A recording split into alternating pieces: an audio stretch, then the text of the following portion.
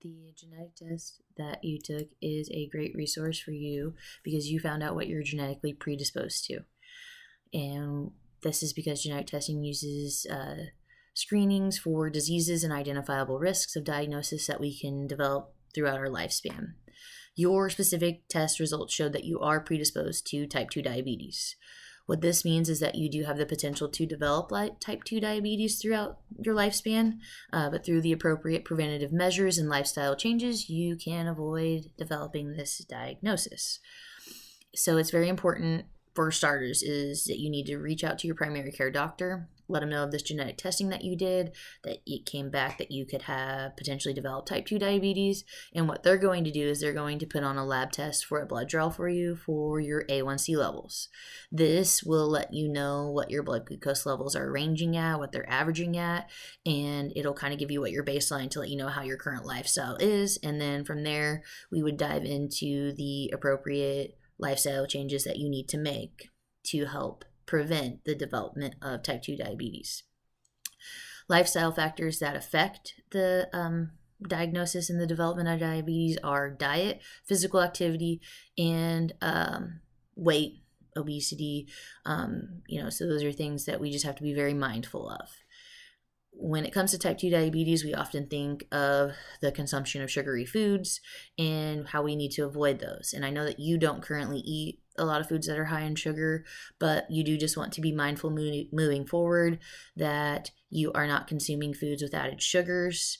In addition to that, though, carbohydrates are found in other types of foods. This is like your starchy vegetables such as potatoes, and refined grains, so your breads, your rices, white rice. Those are the type of things that you also want to start avoiding eating large portions of. You don't have to get rid of them. It's just considered portion control. So you just need to make sure that you're eating less of these. In addition to foods that are high in fat, so our saturated fats, we want to avoid those. And a great example of that is like deep fried food. We want to avoid those because those can also increase our risk of developing diabetes. And alcohol consumption, as alcohol turns into sugar when it's broken down in the body. So you want to reduce your alcohol consumption as well to avoid having those excess sugars in your blood system. So lifestyle changes that you can make to be healthier in your diet are like eating vegetables such as green beans, the greenies, that would be broccoli, spinach. Those are great choices. Proteins, foods high in proteins help to offset our sugar levels, and even just the consumption of more water can help to keep your blood glucose levels at a better range, a well monitored range.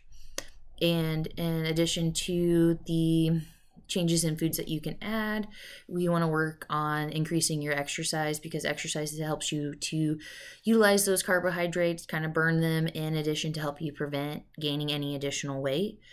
And with the additional weight gain, that can cause you to have harder times maintaining your blood sugar levels, because it just makes it's harder for the body to process. So I'm not saying that you are overweight, but just exercising will help to keep your body more regulated with your blood sugar and your glucose levels. So that's just something that we want to work on doing to kind of help you prevent developing this diagnosis. And so overall, just the main things are that we need to just get your A1Cs checked.